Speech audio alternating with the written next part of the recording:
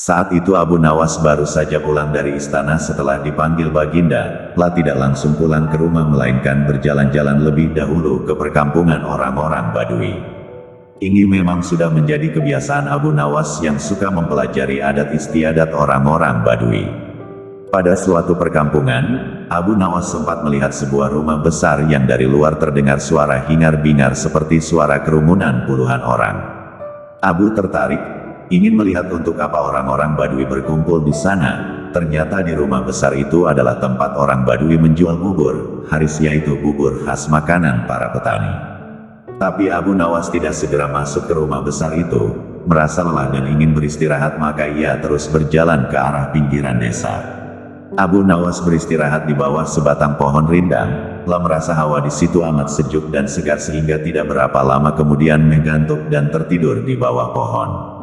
Abu Nawas tak tahu berapa lama ia tertidur, tahu-tahu ia merasa dilempar ke atas lantai tanah. Brak, pun tergagap bangun. Kurang ajar, siapa yang melemparku? Tanyanya heran sembari menengok kanan kiri. Ternyata ia berada di sebuah ruangan pengap berjeruji besi. Seperti penjara. Hai, keluarkan aku. Kenapa aku dipenjara di sini? Tidak berapa lama kemudian muncul seorang Badui bertubuh besar. Abu Nawas memperhatikan dengan seksama. Ia ingat orang inilah yang menjual bubur haris di rumah besar di tengah desa. Jangan teriak-teriak, cepat makan ini, kata orang sembari menyodorkan piring ke lubang ruangan. Abu Nawas tidak segera makan. Mengapa aku dipenjara? Kau akan kami sembelih dan akan kami jadikan campuran bubur haris. Hah? Jadi yang kau jual di tengah desa itu bubur manusia? Tepat, itulah makanan favorit kesukaan kami. Jadi kalian sekampung suka makan daging manusia? Iya, termasuk dagingmu, sebab besok pagi kau akan kami sembelih. Sejak kapan kalian makan daging manusia? Oh, sejak lama, setidaknya sebulan sekali kami makan daging manusia. Dari mana saja kalian dapatkan daging manusia? Kami tidak mencari kemana-mana, hanya setiap kali ada orang masuk atau lewat di desa kami pasti kami tangkap dan akhirnya kami sembelih untuk dijadikan bujur. Abu Nawas diam sejenak, berpikir keras bagaimana caranya bisa meloloskan diri dari bahaya maut ini. Merasa heran, kenapa Baginda tidak mengetahui bahwa di wilayah kekuasaannya ada kanibalisme, ada manusia makan manusia. Barangkali para menteri hanya melaporkan hal yang baik-baik saja. Mereka tidak mau bekerja keras untuk memeriksa keadaan penduduk, pikir Abu Nawas. Baginda harus mengetahui hal seperti ini secara langsung, kalau perlu. Setelah memberi makan berupa bubur Badui itu meninggalkan Abu Nawas. Abu Nawas tentu saja tak berani makan bubur itu, jangan-jangan bubur manusia. Menahan lapar semalaman tak tidur, tubuhnya yang kurus makin nampak kurus. Esok harinya Badui itu datang lagi. Bersiaplah, sebentar lagi kau akan mati. Abu Nawas berkata, tubuhku ini kurus, kalaupun kau sembelih kau tidak akan memperoleh daging yang banyak. Kalau kau setuju nanti sore akan kubawakan temanku yang bertubuh gemuk. Dagingnya bisa kalian makan selama 5 hari. Benarkah? Aku tidak pernah bohong. Orang Badui itu diam sejenak. Ia menatap tajam ke arah Abu Nawas. Entah kenapa akhirnya orang Badui itu renam percayai dan melepaskan Abu Nawas. Abu Nawas langsung pergi ke istana menghadap Bagirida. Setelah berbasa-basi maka Baginda bertanya kepada Abu Nawas.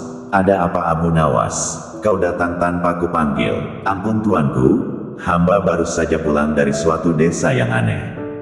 Desa aneh? Apa keanehannya? Di desa tersebut ada orang menjual bubur haris yang khas dan sangat lezat. Di samping itu hawa di desa itu benar-benar sejuk dan segar. Aku ingin berkunjung ke desa itu. Pengawal, siapkan pasukan. Ampun tuanku, jangan membawa-bawa pengawal. Tuanku harus menyamar jadi orang biasa. Tapi ini demi keselamatanku sebagai seorang raja. Ampun tuanku, jika bawa-bawa tentara maka orang sedesa akan ketakutan dan tuanku takkan dapat melihat orang menjual bubur khas itu. Baiklah, kapan kita berangkat? Sekarang juga tuanku, supaya nanti sore kita sudah datang di perkampungan itu. Demikianlah, Baginda dengan menyamar sebagai seorang biasa mengikuti Abu Nawas ke perkampungan orang-orang Badui kanibal. Abu Nawas mengajak Baginda masuk ke rumah besar tempat orang-orang makan bubur. Di sana mereka membeli bubur. Baginda memakan bubur itu dengan lahapnya. Betul katamu, bubur ini memang lezat, kata Baginda setelah makan. Kenapa buburmu tidak kau makan, Abu Nawas? Hamba masih kenyang, kata Abu Nawas sambil melirik dan berkedip ke arah penjual bubur. Setelah makan, Baginda diajak ke tempat pohon rindang yang hawanya sejuk. Betul juga katamu, di sini hawanya memang sejuk dan segar. Aku kok mengantuk sekali, kata Baginda. Tunggu tuanku, jangan tidur dulu, hamba pamit mau buang air kecil di Semar Belukar sana. Baik, pergilah Abu Nawas. Baru saja Abu Nawas melangkah pergi, Baginda sudah tertidur, tapi ia segera terbangun lagi ketika mendengar suara bentakan keras. Hai orang gendut, cepat bangun, atau kami sembelih di tempat ini. Ternyata Badui penjual bubur sudah berada di belakang Baginda dan menghunus pedang diarahkan ke leher Baginda. Apa-apaan ini? Protes Baginda. Jangan banyak cakap, cepat jalan. Baginda mengikuti perintah orang Badui itu dan akhirnya dimasukkan ke dalam penjara. Mengapa aku di penjara? Besok kau akan kami sembelih, dagingmu kami campur dengan tepung gandum dan jadilah bubur Haris yang terkenal lezat. Hahaha, astaga, jadi yang kumakan tadi. Betul kau telah memakan bubur kami, bubur manusia. Baginda mau muntah tapi tak bisa. Sekarang tidurlah, berdoalah, sebab besok kau akan mati. Tunggu, mau apa lagi? Berapa penghasilanmu sehari dari menjual bubur itu? 50 dirham, cuma segitu. Lia, aku bisa memberimu 500 dirham hanya dengan menjual topi. Masak, sekarang berikan aku bahan kain untuk membuat topi. Besok pagi boleh Kail coba menjual topi buatanku itu ke pasar. Hasilnya boleh kau miliki semua. Badui itu ragu, ia berbalik melangkah pergi. Tak lama kemudian kembali lagi dengan bahan-bahan untuk membuat topi. Esok paginya Baginda menyerahkan sebuah topi yang bagus kepada si Badui. Baginda berpesan, juallah topi ini kepada Menteri Farhan di Istana Baghdad. Badui itu menuruti saran Baginda. Menteri Farhan terkejut saat melihat seorang Badui datang menemuinya.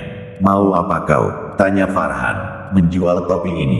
Farhan melirik, topi itu memang bagus. Lah mencoba memeriksanya dan alangkah terkejutnya ketika melihat hiasan berupa huruf-huruf yang maknanya adalah surat dari Baginda yang ditujukan kepada dirinya. Berapa harga topi ini? 500 dirham, tak boleh kurang. Baik, aku beli. Badui itu langsung pulang dengan wajah ceria. Sama sekali ia tak tahu jika Farhan telah mengutus seorang prajurit untuk mengikuti langkahnya. Siangnya prajurit itu datang lagi ke istana dengan melaporkan lokasi perkampungan si penjual bubur. Farhan cepat bertindak sesuai pesan di surat Baginda. 1000 orang tentara bersenjata lengkap dibawa ke perkampungan. Semua orang Badui di kampung itu ditangkapi sementara Baginda berhasil diselamatkan. Untung kau bertindak cepat, terlambat sedikit saja aku sudah jadi bubur, kata Baginda kepada Farhan. Semua ini gara-gara Abu Nawas, kata Farhan. Benar, tapi juga salahmu. Kau tak pernah memeriksa perkampungan ini bahwa penghuninya adalah orang-orang kanibal. Bagaimanapun Abu Nawas harus dihukum.